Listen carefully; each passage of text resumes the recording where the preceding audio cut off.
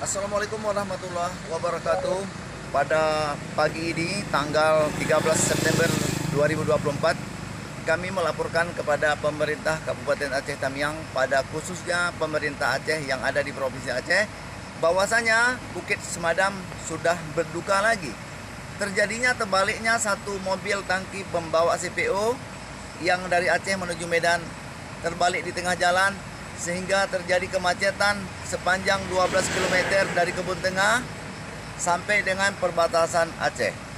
Kami terjebak mulai dari jam 9 tadi malam, tidak bisa melewati sampai saat ini. Jadi kami mohon kepada pemerintah untuk memperhatikan jalur lalu lintas umum itu. Jadi Bukit Semadam itu perlu dialihkan ke arah kanan ataupun arah kiri supaya tidak terjadinya hal seperti yang kami alami sekarang ini. Terima kasih atas perhatiannya. Terima kasih. Assalamualaikum warahmatullahi wabarakatuh.